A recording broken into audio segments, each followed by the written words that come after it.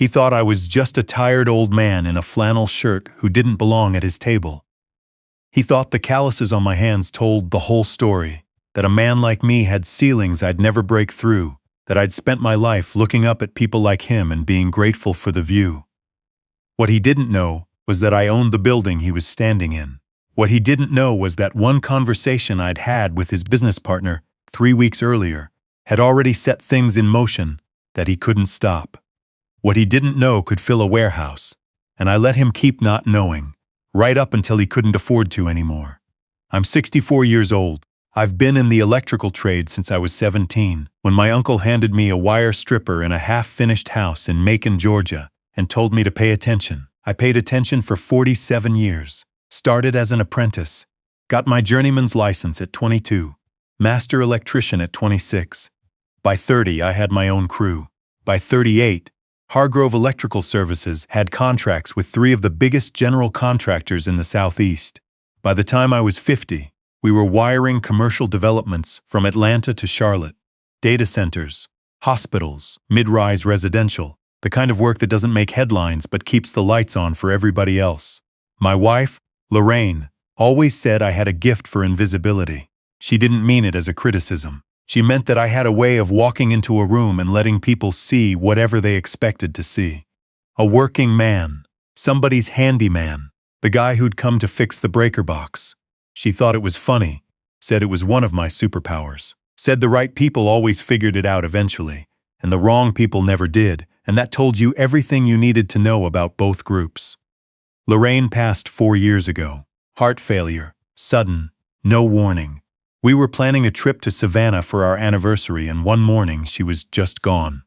31 years of marriage. She was 58. You don't get over something like that. You just build your life around the hole it leaves and you keep moving, because that's what she would have wanted. My daughter, Kendall, is 29. She works in public health policy for a nonprofit in Nashville. Took after her mother in the ways that matter. Steady, principled, doesn't care much about impressing people. She started dating a man named Wesley about 2 years ago. He's an attorney, corporate law, works for a mid-sized firm downtown. Good man, listens when she talks. Doesn't flinch when she disagrees with him. Drove down to Atlanta with her the first time they came to visit and helped me re-roof the back porch without being asked. I liked him before the weekend was over. The problem was never Wesley. The problem was Wesley's father. His name is Sinclair. I won't dress it up by calling him something softer. Sinclair Aldgate is the kind of man who uses a firm handshake as a dominance exercise. He's 61, 3 years younger than me, looks like he spent those years making sure everybody in the room knows it. Owns a commercial real estate development company out of Nashville. Self-made, technically, though his version of self-made started with a $500,000 loan from his father-in-law that he's never mentioned in any interview I've ever read. Drives a car that costs more than most people's houses. Talks about his lake property in Hendersonville the way some men talk about their children. I met him once before the engagement. A dinner at a restaurant in Nashville where the menu didn't have prices. He shook my hand and looked at it afterward. Not obviously. Just a flicker, the kind of assessment you've been on the receiving end of enough times that you recognize it, even when the other person thinks they're being subtle. Working hands. Trade hands. Not our kind. I didn't say anything. I've been not saying anything to men like Sinclair my entire adult life. It's a skill, like any other. The engagement party was Sinclair's idea. He wanted to host it at his club, one of those old Nashville establishments with oil paintings in the hallways and a waiting list for membership. Wesley told me about it, with the careful tone of a man trying to apologize for something he had no control over. I told him not to worry about it. Kendall rolled her eyes when she called me. "Dad," she said, "just wear something nice. You know what he's like." I wore my good sport coat. The charcoal one Lorraine picked out for me the Christmas before she died. Pressed trousers. My father's watch, which is a Longines from 1967 that's worth considerably more than Sinclair would have guessed. I drove my truck, which is a late model F-250, clean but not showy. Parked it between a Mercedes and a Range Rover in the club lot, and didn't think twice about it. The room was handsome. I'll give Sinclair that. Dark wood paneling, good lighting, a bar that knew what it was doing. About 40 people, mostly from their side, colleagues, club members, The kind of people who know each other from school and summers on the water. Kendall's friends from Nashville. A few of mine who'd made the drive. My sister June, who came up from Chattanooga and spent the first hour charming every person within arm's reach the way she's done her entire life. I found Kendall near the bar, talking with Wesley's mother, a woman named Bet, who I'd met once before and liked immediately. She had none of her husband's performance in her. Just a warm, practical woman who asked real questions and listened to the answers. Sinclair was working the room. Loud laugh, hand on everybody's shoulder. Comfortable with himself the way men are when they've spent decades in rooms where they were the most important person. He made his way to me eventually, the way he was always going to. "Stuart," he said, shaking my hand. "Good to see you. My name is Samuel." I'd told him that the first time we met. "Good to see you too," I said. "Glad you could make the drive." He said it with a particular inflection, not quite sympathetic, but close, like he'd considered the logistics on my behalf and decided I'd managed adequately. "Not far from Atlanta," I said. No, he agreed. He glanced around the room with the proprietary satisfaction of a man surveying his territory. "We're just so pleased with how this has come together. Wesley's done well for himself. Good firm, good prospects. His partnership track looks strong. He's going to do very well." Sinclair paused, swirled his drink. "Kendall's a bright girl. Good instincts. She'll adapt, I said, to the life, the social dimension of it. Corporate law is as much about relationships as it is about billable hours. The dinners, the events, the network. Wesley's going to need a partner who can move in those circles comfortably. It takes some adjustment if you didn't grow up in that world." He glanced at me, not unkindly, the way a man looks at someone he's decided to be patient with. "No offense to your situation." "None taken," I said. "I just want my son set up for success. A man in Wesley's position needs certain things in order, if you understand me." "I understand you," I said. "And your daughter, she's a lovely girl, genuinely. It's just..." He lowered his voice slightly, like we were sharing a confidence. "She comes from a different background. Simpler. Nothing wrong with that. The world needs people like that. But there's going to be a learning curve. I just want to be transparent." "I appreciate the transparency," I said. He nodded, satisfied. Good man." He patted my arm like I was a horse that had taken its bit without fussing, and moved on to the next conversation. I stood there for a moment looking out the window at the Nashville skyline, my drink in my hand, the ice melting slowly. The city I'd helped wire in ways Sinclair Aldgate had never thought to consider. I counted, from that window, 4 buildings I had contracts on. Not subcontracts, prime contracts. The kind where your name is on the certificate of occupancy. My sister June appeared at my elbow. "What was that about?" she asked. "He was being transparent," I said. "Lord help us," she said. I smiled and went to find my daughter. The dinner itself was fine. Good food, open bar, the kind of toasts you expect, funny stories about Wesley as a kid, earnest wishes for their future. Kendall looked beautiful. Wesley gave a speech about her that made 3 people cry, including me, though I hid it well enough. Sinclair's toast was the last one. He spoke for a long time about Wesley, about the family's history in Nashville, about his own career and what he'd built from nothing. The loan was not mentioned, about the standards he'd set and expected Wesley to uphold. He talked about Kendall graciously, technically. Said she was a woman of strong character and admirable determination. Said she had, in his words, done a remarkable job of preparing herself for a life she hadn't been born into. Said it with a smile. Said it to a room full of people. Said it looking right at me. Kendall's hand found mine under the table. I squeezed it once and let go. I didn't stand up, didn't correct him, didn't make a scene at my daughter's engagement party in a room full of strangers. I'm 64 years old. I've sat across the table from men like Sinclair my entire career, and I know that the table is never where you win. I drove home to Atlanta that night, stopped for gas in Murfreesboro, drank bad coffee from the Travel Plaza, and thought about Lorraine, who would have handled the whole thing with about 6 words and a look that would have cleared the room. She was better at that than I was. I'm better at the long game. Monday morning, I was at my desk at 6. I had calls starting at 7:30. We were in the middle of a hospital expansion project outside Huntsville, and 2 of our data center contracts in the Research Triangle had timelines shifting. Big week, normal week. Around 10, I pulled up the file for a development project I'd been tracking for about 5 months. A mixed-use property in East Nashville, 42 units residential, 12,000 square feet of commercial below. Good location, right demographic, the kind of project that was going to be profitable, and also good for the neighborhood, which mattered to me. The developer, a man named Crawford, had been trying to get financing lined up for the better part of a year. I'd spoken with him twice. We'd been circling a potential investment arrangement, not as a contractor but as a partner. I'd had my financial people look at the numbers. They looked good. The electrical contract for the project had come up in conversation. Crawford had mentioned, almost as an aside, that he was in early talks with Aldgate Development about the commercial component. Sinclair's company. A potential joint venture. I sat with that for a while. Then I called Crawford. He picked up on the second ring.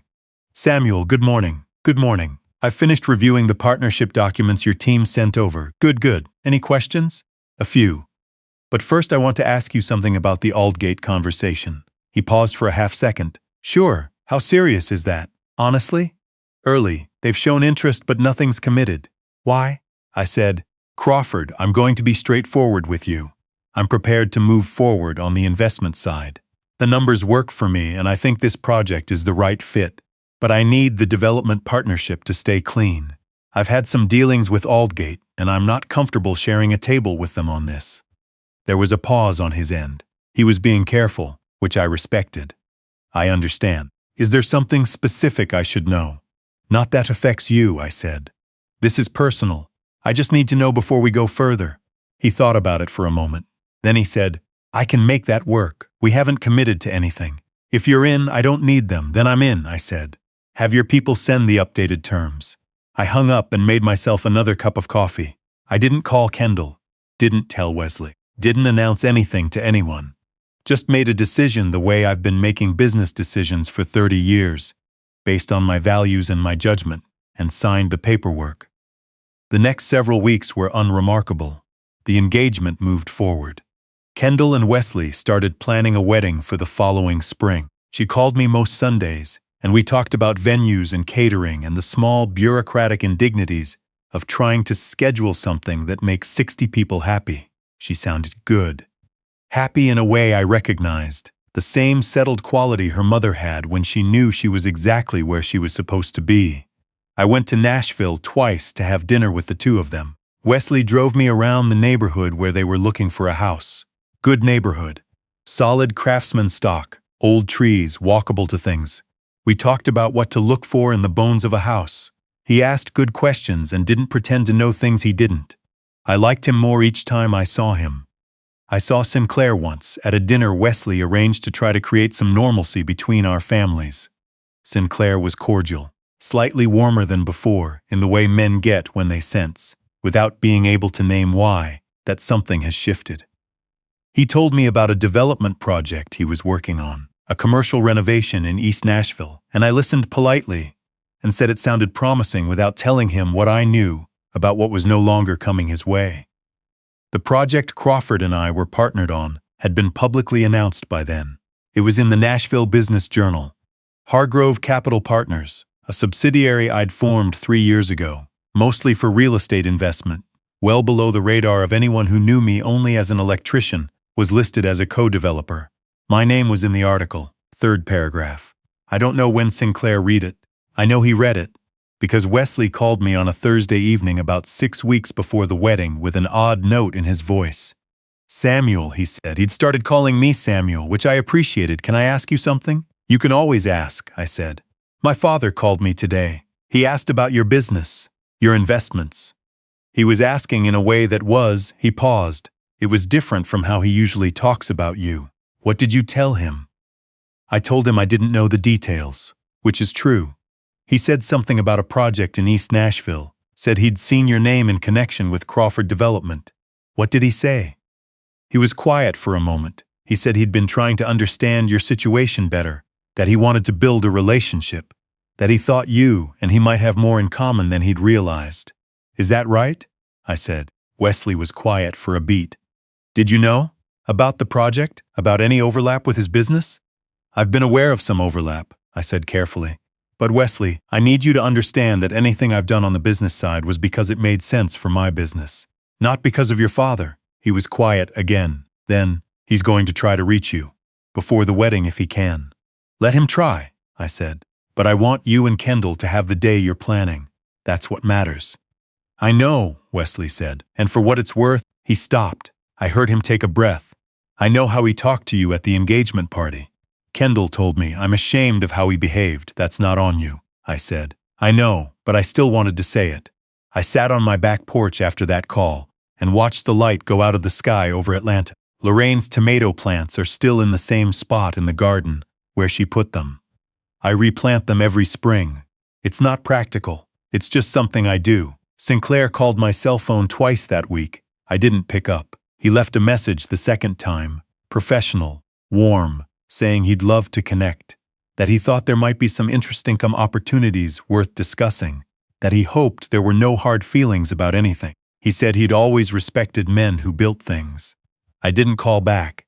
He called again the following week. Then a third time, the Tuesday before the wedding, a message that was noticeably less smooth than the ones before it. He said he understood I might have reservations, said he wanted the chance to clear the air, said family was important to him, and he wanted us to start off right. The night before the wedding, Wesley's family hosted a rehearsal dinner at a restaurant on the river. Nice place, exposed brick, good wine list, views of the water. Small group, family, close friends, the wedding party. I sat beside Bet, Wesley's mother, who told me stories about Wesley as a small boy that made me laugh and made me think Kendall had chosen well. Sinclair found me on the terrace during cocktail hour, between dinner and dessert, when the sun was going down over the river and the city was turning gold. Samuel, he said. He extended his hand. I shook it. I'm glad we have a moment, he said. I've been hoping to talk to you. I know, I said. He shifted his weight slightly, cleared his throat. I've been doing some thinking, since the engagement party. About some things, I said. He wasn't looking at me directly. Looking at the river. I owe you an apology. I waited. The way I spoke about Kendall. About her background. He gestured vaguely, about what adjustments she might need to make. It was condescending. It was wrong. He paused. I have a habit of making assumptions about people. My wife has told me so for 30 years. I don't always listen to her as well as I should. That's honest, I said. He exhaled. He stopped. He looked at me then. I've come to understand that I was making some significant assumptions about you specifically, about your situation, about what you'd built. I should have asked more questions before forming an opinion. That would have been the wiser approach, I said. I've seen your name in connection with Crawford's East Nashville project, he said. I've done some reading about Hargrove, about your work. He shook his head slightly. I made a fool of myself. You made some assumptions, I said. Common enough. He looked at me. Is there? He stopped himself. Is there anything I can do? I thought about Lorraine. About the promise I made myself, sitting in a gas station parking lot in Murfreesboro, with bad coffee and 47 years of being the man in the room people looked through. About my daughter, who was inside right now, laughing with her friends, the night before the best day of her life. About Wesley, who had somehow grown up in this man's house and turned out to be someone worth trusting. Sinclair, I said, I'm going to tell you what I told my crew leads for 20 years before I said it at every retirement dinner I ever hosted. You judge a job by the quality of the work, not by the looks of the truck in the driveway. The man who shows up in the beat-up van and does the work right is worth 10 of the man who shows up in a new truck and cuts corners. You've spent your career applying that standard to buildings. You forgot to apply it to people. He was quiet for a moment. Then he said, You're right. I know, I said. Now here's what's going to happen. Tomorrow, we're going to watch your son marry my daughter, and we're going to be present for that, because they deserve it. And we're going to be civil and decent, because they've asked us to be. After that, I'm open to a conversation about what you and I can do with the time we have left as fathers-in-law. But that conversation starts from scratch. No assumptions on either side. You bring yourself, I'll bring myself, and we'll see what's worth building. He nodded, slowly. I can do that. Good, I said. Now let's go back inside. Your wife is telling a story about Wesley's first Little League season, and I don't want to miss the ending. The wedding was everything Kendall and Wesley had worked for. She wore a dress that had her mother's influence all over it. Clean lines, nothing fussy, exactly right for who she is. When I walked her down the aisle, she leaned close and said, I love you, Dad. I said, Your mother is so proud of you. I meant it. I believe it the way I believe in the work under my hands. Completely. Without proof, without needing it. Wesley cried when he saw her, which I had predicted, and which told me everything I needed to know about the quality of the man she'd chosen. At the reception, during the toasts, Sinclair stood up and kept it short. He said Wesley had always chosen well, and finally he'd chosen best. He said Kendall was the kind of person who made the room better by being in it. He said he was grateful she was willing to have him as a father-in-law, and that he intended to be worthy of it. He sat down, and Bet squeezed his arm.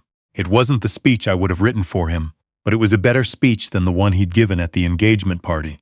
And that was the only comparison that mattered. He found me during the second hour, when the dancing had started and the formality had eased. I heard from Crawford, he said. The East Nashville project. He told me about the arrangement. When it happened, I waited. You made that decision before you knew I was going to apologize, he said. Before the wedding. Yes, I said. He looked at me. So it wasn't about leverage. It was never about leverage, I said. It was about my values and my business and the kind of people I partner with. Your behavior at the engagement dinner confirmed information I'd already been developing for a while. I made a decision accordingly. He was quiet for a moment. He shook his head. That's humbling. Good decisions usually are, I said. At least the honest ones. He looked across the room at Wesley and Kendall, who were dancing with the effortless ease of people who've already figured out how to move through the world together. Something shifted in his expression that I hadn't seen from him before. Something that looked less like the performance he usually wore, and more like the man underneath it. I've spent 30 years believing that what you have is what you are, he said. That the visible things, the address, the memberships, the deals, that those things tell you what a person's worth. He paused. I met a man last year who told me I was wrong. I didn't believe him. I think I'm starting to. Who told you that? I asked. My son, he said. I looked at Wesley, who was laughing at something Kendall had said, turning her gently into a spin, catching her like he'd been doing it his whole life. Then your son is smarter than his father, I said. For now. Give yourself time. Sinclair smiled. It was the first real smile I'd seen from him, not the performing kind. Just a man surprised to find something in himself he hadn't expected. We shook hands. On the drive home the next morning, I'd stayed overnight in Nashville, had breakfast with June, walked along the river for an hour before getting on the road. I thought about Lorraine the way I always do when something significant has finished happening. She had a gift for the essential thing, for cutting through the machinery of a situation to what it actually was. If she'd been there the whole weekend, she'd have found the moment that mattered, and she'd have named it quietly to me later, sitting at the kitchen table, and I'd have nodded, because she was always right. I think she'd have said, the weekend was about Wesley, not Sinclair. About what that young man had managed to become in spite of everything. About the fact that Kendall saw it before the rest of us did and built her life around it, which is maybe the most Lorraine thing she could have done. She'd have said that Sinclair was a problem worth solving slowly, which is the only kind of problem worth solving. She'd have said you don't change a man like that by shaming him. You change him by making him curious about what he could be instead, and that takes longer than one wedding weekend and one hard conversation on a river terrace. It takes years. It might not happen at all, but you plant the thing and you tend it and you see. I pulled into my driveway in Atlanta around 2 in the afternoon, changed out of my good trousers, put on my work clothes out of habit, went out to the garage and looked at the project I'd been meaning to finish for 6 months. A workbench, solid oak, something that would last 50 years if you treated it right. I turned on the radio, found a station playing old country, started measuring. Kendall texted me a photo from the airport. She and Wesley, tired and glowing, about to fly to Portugal for 2 weeks. She wrote, "Thank you for everything, Dad, for how you handled things. I know it wasn't easy." I wrote back, "It was easier than you think. Your mother taught me a long time ago that the hardest part isn't letting somebody off the hook. The hardest part is deciding they're worth the trouble. Wesley's worth it. That makes his father worth the trouble too." She sent back a heart, then a second text. She would have loved this weekend. I know, I wrote. I could feel her the whole time. I set my phone down on the workbench and picked up my pencil and my square and got back to measuring. Outside, the afternoon light was long and gold, the way it gets in Georgia in the spring. Somewhere in the neighborhood, somebody was mowing their lawn. The radio played something I almost recognized. The oak was good under my hands, clean grain, solid, the kind of material that doesn't pretend to be something it isn't. That's all you can ask of anything worth building.